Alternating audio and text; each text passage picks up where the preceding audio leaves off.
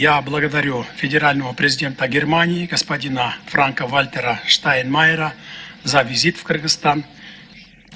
В 2022 году между двумя странами впервые был создан Кыргызско-Германский деловой совет, очередное заседание, которое состоится в Германии в ноябре текущего года. Мы рассчитываем, что работа совета будет в значительной степени способствовать притоку в Кыргызстан иностранных инвестиций и современных технологий.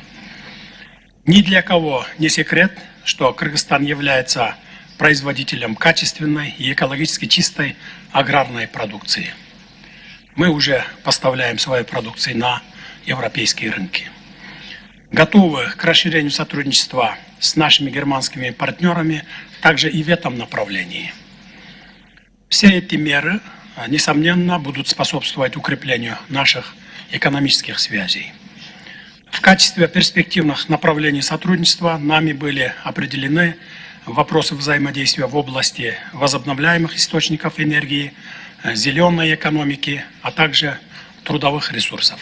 Как и прежде, другим ключевым направлением во внешней политике является взаимодействие Кыргызстана с Европейским Союзом. Это также было темой нашего разговора. Я информировал своего коллегу о результатах второго саммита Европейский Союз, Центральная Азия, прошедшего 2 июня текущего года в городе Чолпан-Ата, и визите президента Европейского Совета господина Шарля Мишеля в Кыргызстан. Динамика последних лет показывает, что растет значение региона Центральной Азии. Создаются новые форматы и площадки странового и регионального взаимодействия. Кыргызстан всегда выступал за открытое и региональное сотрудничество и продолжает придерживаться этого принципа. Очевидно, что принципы открытых границ, добрососедства и сотрудничества являются залогом совместного успешного социально-экономического развития и безопасности. Завершая свое выступление, я благодарю федерального президента Германии, господина Франка-Вальтера Штайнмайера, за визит в Кыргызстан и выражаю уверенность на продолжение нашего политического диалога. Благодарю за внимание. Уважаемый господин президент, вам слово, пожалуйста. Sehr geehrter Herr Präsident, Уважаемый господин президент, дорогой господин Жапаров, хотел бы от всего сердца поблагодарить вас за приглашение приехать в вашу страну. Очень рад вновь быть в Кыргызстане. Мой последний визит в Бишкек состоялся 7 лет назад. Тогда я занимал пост министра иностранных дел и председателя der OSZE.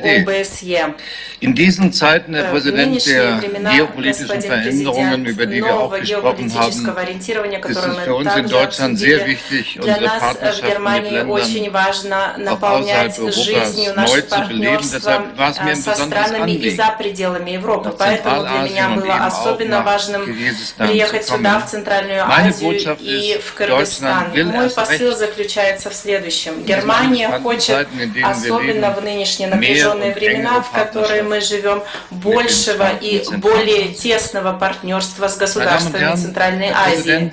Уважаемые дамы и господа, мы с президентом Жапаровым подробно и открыто обсудили отношения между Германией и Кыргызстаном, 30-летний юбилей, установления которых мы отмечали в прошлом 2022 году. Мы едины во мнении, что в будущем хотим сделать наши отношения еще более тесными в политическом, экономическом и культурном плане в лице крупных глобальных вызовов, с которыми мы сталкиваемся.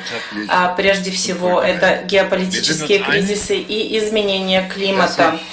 Мы едины во мнении, что с масштабными вызовами можно справиться лишь общими усилиями, будь то глобально социально-экономические последствия российской агрессивной войны против Украины, защита основанного на правилах международного порядка или же последствия изменений климата. Над всеми этими вопросами нам нужно работать сообща, и мы подробно это обсудили. В Кыргызстане очень живое гражданское общество. Я знаю это еще со времен своих прежних визитов. У этого гражданского общества очень активные члены, которые работают во благо других людей и стараются поддерживать контакты с Германией. Наши тесные отношения опираются в том числе и на живущее в Кыргызстане немецкое меньшинство, которое через свои семейные связи вносит существенный вклад в поддержание особенно живых отношений между нашими странами. Однако геополитические изменения наносят на нас, оставляют след, особенно эта агрессивная война против Украины. Я упомянула это в нашей беседе. Это не только переломный момент, но и смена эпох. Война сотрясает Европу, война имеет последствия для всего мира. И я могу себе очень хорошо представить, что эта война имеет последствия и на государства Центральной Азии, на государства, которые являются непосредственными соседями России. Мы в Германии понимаем особую ситуацию Кыргызстана в отношении России, обусловленную большим количеством исторических, экономических связей, связей в области политики безопасности, культуры, межчеловеческими контактами. Учитывая эти тесные связи, тот факт, что Кыргызстан воздержался при принятии резолюций в отношении агрессивной войны на Генассамблее ООН, возможно, можно расценивать как положительный сигнал. Мы не расцениваем это как сигнал о том, что Кыргызстан одобряет использование военной силы. Вы подчеркнули, господин президент, что Кыргызстан выступает за соблюдение принципов Устава ООН и настаивает на этом. Мы обсудили также ситуацию вокруг России и Украины, мы обсудили ситуацию вокруг Китая, и я упомянул, что новый китайский премьер-министр Ли Кэцян был в понедельник в Берлине. Я проинформировал о содержании нашей беседы. Существует непосредственное соседство. Здесь я знаю, что у вас очень тесные отношения с Китаем. Недавно прошел общий саммит всех центральноазиатских государств с Китаем. Мы обсудили также политическую гуманитарную ситуацию в Афганистане. Я подчеркнул, что нынешнее положение в Афганистане под господством режима Талибан неприемлемо, особенно что касается систематического гнета на женщин и девочек, и гуманитарную катастрофу для больших частей населения. Мы приветствуем усилия Кыргызстана по этому вопросу. Я также выразил просьбу о том, чтобы использовать контакты Кыргызстана с Афганистаном и по возможности использовать это влияние на режим Талибан. Уважаемый господин президент, мы обсудили также наши экономические отношения. Я согласен с вами в том, что у наших экономических отношений очень большой потенциал. Ясно одно, германские компании при принятии инвестиционных решений ищут благоприятные рамочные условия. Сюда относятся также стандарты демократии и правового государства. И сегодня утром мы были рады услышать, и мы передадим это, что борьба с коррупцией и что соответствующее развитие правоохранительных органов, что вы уделяете этому приоритетное внимание. Вы проинформировали нас о крупных инфраструктурных проектах, которые реализуются сейчас в стране.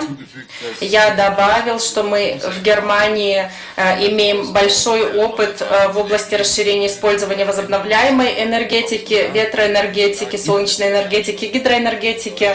И здесь уже даже есть германо-кыргызстанское сотрудничество, и мы хотим это развивать.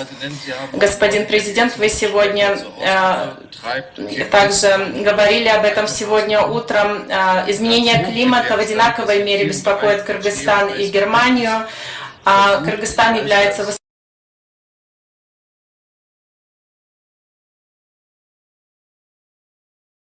высокогорной страной, покрытой во многих частях снегом и льдом, и я знаю, что Кыргызстан прилагает все усилия для того, чтобы предотвратить таяние ледников.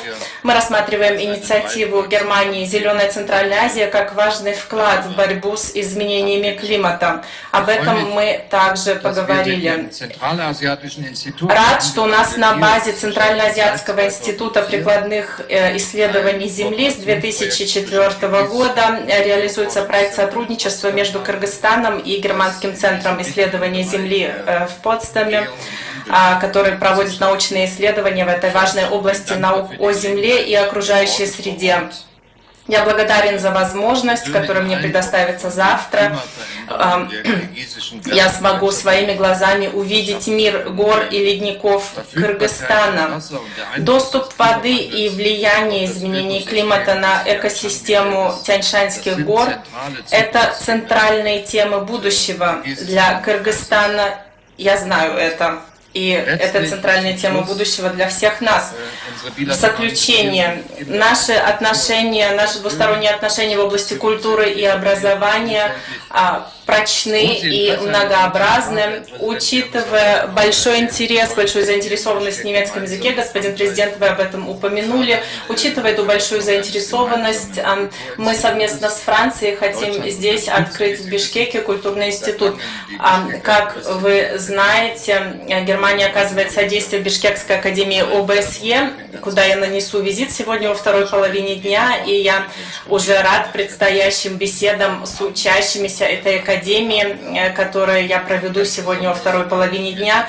И я особенно рад тому, господин президент, что Германская служба академических обменов здесь, в Бишкеке, откроет свое региональное представительство по Центральной Азии. Это тоже внесет свой вклад в развитие обмена между молодыми представителями наших государств. Большое спасибо.